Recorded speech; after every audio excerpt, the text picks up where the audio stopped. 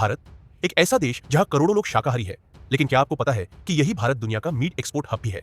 जब हम आंकड़ों की गहराई में उतरते हैं तो गाय, भैंस और चिकन के बीच का अंतर सिर्फ भावनाओं का नहीं बल्कि अरबों डॉलर की इकोनॉमी का है।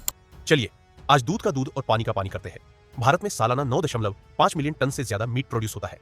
पोल्ट्री, चिकन, यह सेगमेंट सबसे तेजी से बढ़ रहा है। भारत में लगभग 50% से ज्यादा मीट चिकन का है। इसका कारण है इसका सस्ता होना और धार्मिक रूप से कोई टैबू न होना।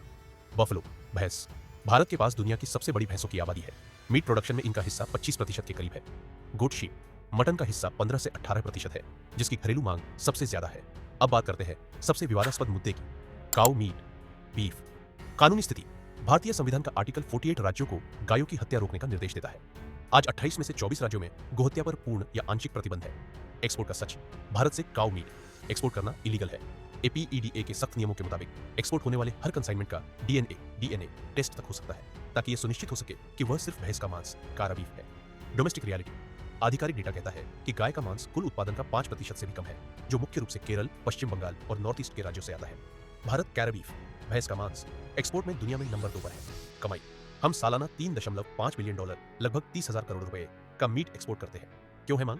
भारतीय भैंस का मांस लीन मीट माना जाता है, कम फैट वाला, और यह सस्ता होता है। इसलिए वियतनाम, मलेशिया, मिस्र और इंडोनेशिया जैसे देशों में इसकी भारी डिमांड है। इस चमकते एक्सपोर्ट के पीछे एक डार्क साइड भी है। भारत में हजारों अवैध बूचड़खाने, इलीगल स्लॉटर हाउसेस है, जिनका कोई सरकारी डेटा नहीं है। यहाँ न तो सफाई के मानक, हाइजीन पूरे होते हैं और न ही जानवरों की सेहत का ध्यान रखा जाता है। यही वो जगह है जहाँ कानून की धज्जियां उड़ती है और अवैध तरीके से जानवरों की कटाई होती है। तो सच यह है, भारत सरकारी रिकॉर्ड में गाय का मांस नहीं बेचता, लेकिन भैंस के मांस के दम पर दुनिया पर राज करता है। सवाल यह है कि क्या आर्थिक लाभ के लिए पशु संपदा का यह स्तर सही है, या हमें अपनी नीतियों पर दोबारा सोचना चाहिए? अपनी राय नीचे कमेंट में जरूर दें।